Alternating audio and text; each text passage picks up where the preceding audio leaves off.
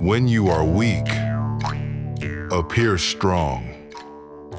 Sun Tzu wrote that over 2,000 years ago in his military treatise, The Art of War.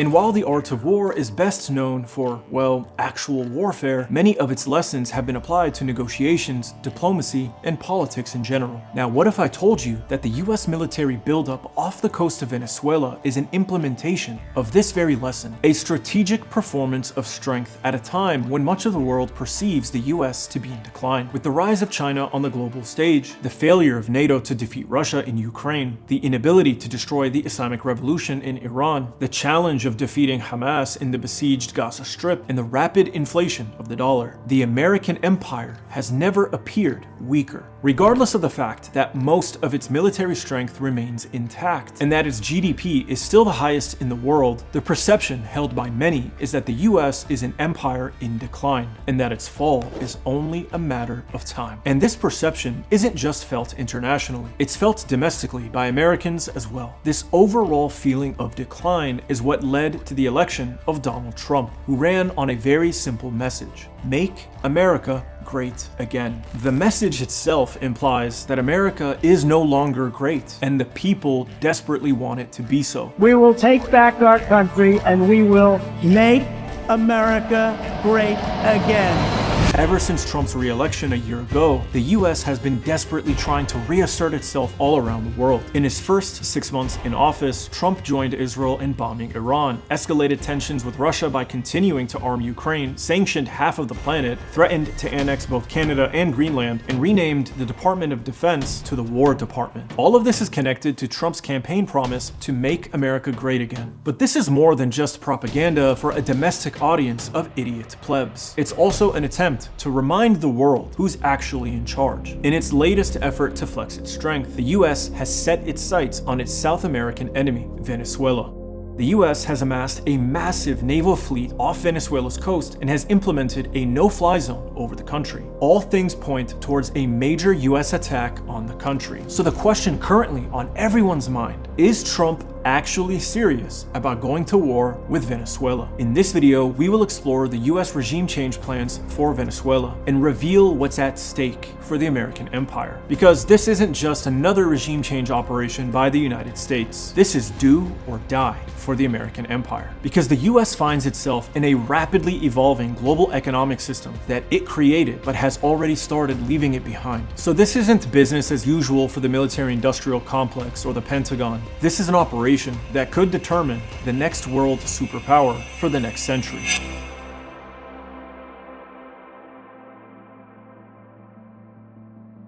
Whenever the US prepares for war or regime change, whether it's Iraq, Libya, Iran, and now Venezuela, the first strikes are always in the information space. The articles come before the airstrikes. Headlines propagandize the public, frame the narrative, and manufacture consent for whatever follows. To accurately predict which way things are going, I like to expose myself to all the propaganda. I've learned to read between the lines and see the intent behind the article. This is how I was able to predict the Israel-Iran war months before it happened. A great tool that helped me do that was Ground News, an app and website that pulls in information from everywhere all at once and compares how different outlets, whether it's left, right, foreign, or domestic, are framing the same story, adding context like factuality and ownership so you can see the full picture. Let's take a look at this headline, for example. US military conducts 22nd strike on alleged drug boat in Eastern Pacific, killing 4 people. Ground News allows us to compare the bias across 237 articles reporting on this story. They summarize the bias comparison for us. Left-leaning outlets frame the military strike with skepticism. Conversely, right-leaning coverage asserts the targets were narco-terrorists from a designated terrorist organization. Now let's assess the accuracy of Ground News' bias comparison by taking a look at the way this right-leaning platform, Breitbart, reported the story. US military strike kills 4 narco-terrorists, destroys drug vessel in Eastern Pacific. Just as Ground News told us in the bias comparison, the language that the right uses is decisive and justifies the strike. There is no room for doubt. But Ground News takes us even deeper by letting me quickly see who owns Breitbart and how factual their article was. This information quickly tells me why the story is being presented in this way. And if you watch my channel, you already know this information is essential, which is why ground news is such a valuable tool for me. In my opinion, everyone should be processing their information through a tool like ground news. And now you have a great opportunity to do so. Ground news is giving my viewers a special offer of 40% off their subscription, making it incredibly affordable for such a valuable tool. All you need to do is use my link directly, which supports my channel and helps me cut through the propaganda. The link is on screen and in the description of this video. Click the link groundnews.com/prop to save 40% off the Vantage subscription, which allows unlimited access to all of their features.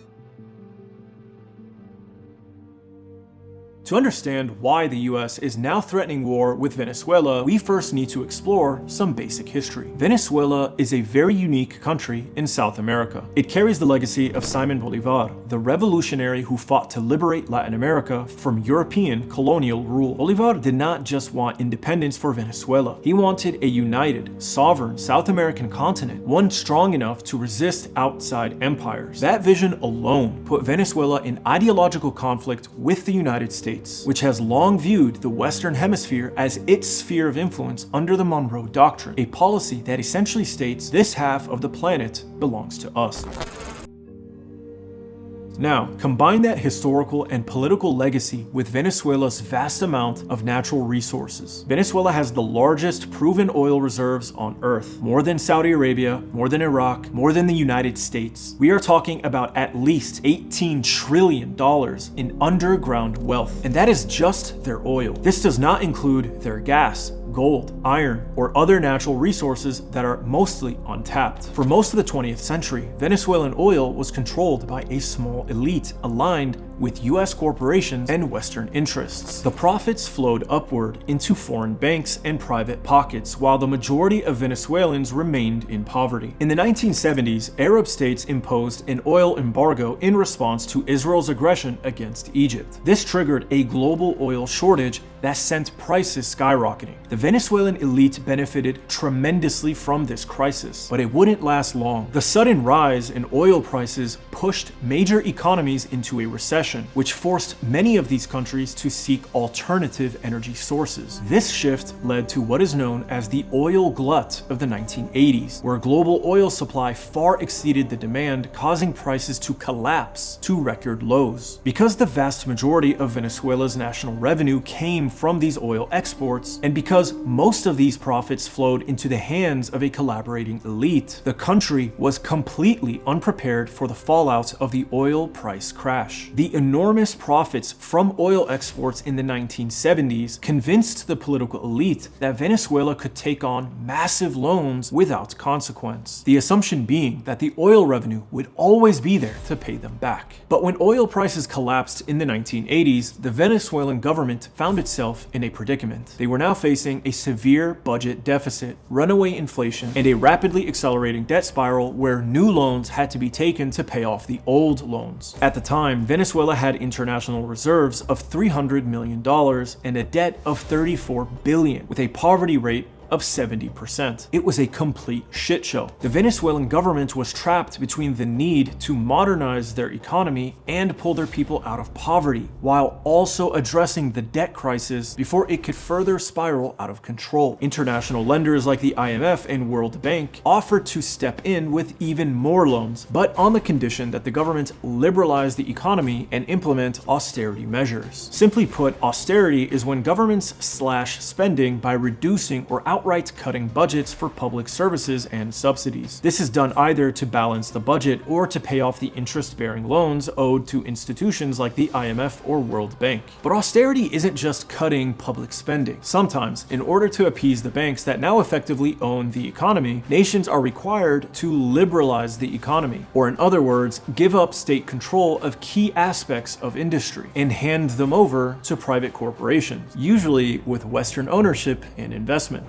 Venezuela's president at the time, Carlos Andrés Pérez, won his second term by campaigning against austerity, promising to protect social programs and maintain subsidies. But once in office, he reversed course and implemented the very austerity measures he had condemned. Entire sectors of the economy were privatized, social spending was slashed, and most importantly, government fuel subsidies were completely dismantled. The most controversial part of the reform package was the removal of these gasoline subsidies that had kept domestic fuel prices far below international rates and even below production cost. To understand how drastic this was, you need a little bit of context. In oil-rich countries like Iran and Venezuela, government subsidies push gasoline prices to extremely low levels. For example, in Venezuela today, a gallon of gas costs just 8 cents. That's right, 8 cents. Meanwhile, where I live in Florida, that same gallon costs at least $2.85, which is 35 times more expensive. Now this sounds wonderful until you realize that the average salary per month in Venezuela is just $8. So gasoline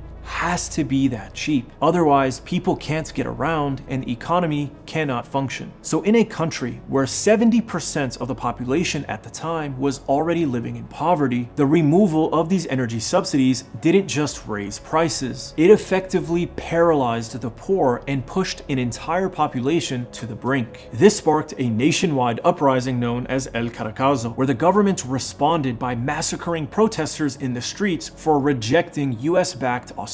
The political order that had governed Venezuela for decades had literally collapsed in legitimacy overnight. Born out of this chaos was a passionate military officer turned politician, Hugo Chavez. Chavez didn't come to power offering small reforms. He came offering revolution. He was Simon Bolivar reincarnated, and his fiery, energetic, passionate vision for Venezuela brought him to power. One of the first things he did was nationalize the oil industry, not in name, but in practice, forcing the state oil company PDVSA to stop operating like a private corporation serving Western energy markets and instead redistribute oil wealth to the Venezuelan people through healthcare, housing, education, and food programs. He called it the Bolivarian Revolution, explicitly linking his movement to Bolivar's dream of a sovereign, united, independent Latin America. Like Bolivar before him, Chavez didn't just want to liberate Venezuela from United States control. He wanted to free all of South America from the global neoliberal economic order. And that is how and why the conflict between the US and Venezuela became inevitable. Because when a nation with the largest oil reserves on Earth declares that its resources belong to its own people, not to Exxon, not to Chevron, not to the IMF, the World Bank, or Washington, that's not just disobedience. That is a direct threat to the American imperial strategy in the Western Hemisphere, a threat to the petrodollar, a threat to US geopolitical dominance, a threat to a 200-year-old doctrine that says Latin America must remain subordinate. And that, not democracy, not human rights, not corruption, not drugs, is why the United States has spent the last 2 decades trying to overthrow the government of Venezuela. Now, while it's true that the United States wants to look strong in the face of perceived weakness, this aggression towards Venezuela isn't just performative propaganda. The real reason Washington has now rapidly accelerated its regime change plans for Venezuela is because the global economic order is shifting fast. For the last 80 years, the United States has dominated the world through 2 main pillars: the dollar and control of global energy, primarily oil and gas. These 2 things are inseparable. You see, the dollar is strong because oil has exclusively been priced and traded in dollars globally. This is known as the petrodollar system. But that system has slowly been unraveling over the last few years. Countries like China, Russia, Iran, Brazil, South Africa, basically the BRICS nations, are actively building an alternative global financial system, one that does not rely on the US dollar in order to trade for commodities like oil and gas. China has already been signing oil trade deals in their own currency, the yuan. For example, just a few months ago in September, Saudi Arabia and China settled an oil transaction in the digital yuan. Even India has been purchasing Russian oil despite the sanctions using the Chinese yuan. To many, this is the beginning of the end of the dollar's hegemony. So the United States now has one urgent strategic priority: re-establish control over the world's largest remaining oil reserves in order to prevent more sales in non-dollar currencies. Those reserves are, guess where? Iran and Venezuela. Trillions of dollars of oil, enough to determine the future of global energy pricing, determine the world's reserve currency, and control over the Chinese economy, sits under governments that are not aligned with Washington. Even worse, Venezuela has been strengthening economic ties with China, Russia, and Iran, the three main challengers to US hegemony. Beijing has already invested heavily in Venezuelan infrastructure and oil extraction operations to the tune of $67 billion.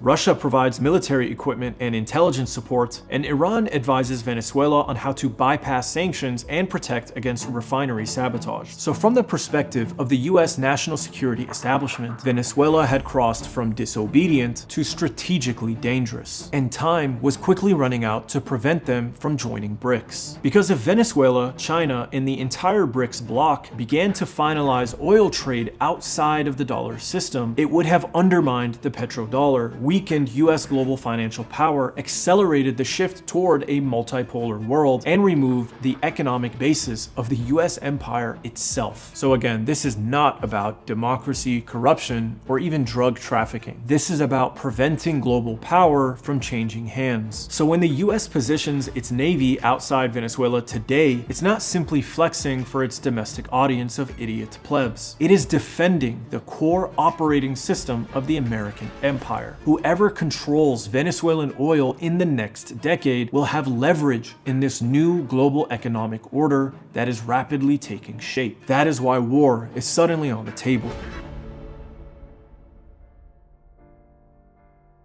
There have been many opposition figures over the years that the US has officially recognized as Venezuela's legitimate leadership. The most recent is Maria Corina Machado, who has been going viral recently, not only because she very controversially won the Nobel Peace Prize for her stated work to transition Venezuela from a dictatorship to a democracy, but also for her viral clips where she promises to give Venezuelan resources to the United States. We will open Venezuela for foreign investment. I am talking about a $1.7 trillion opportunity, not only in oil and gas, which is huge, and you know that the opportunities, because we will open all upstream, middle stream, downstream to all companies, but also in mining, in gold, in infrastructure, power. We will open markets, we will have security for foreign investment, and a transparent, massive privatization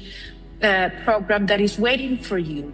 Do you support US military strikes on the territory of Venezuela as part of what you call a process?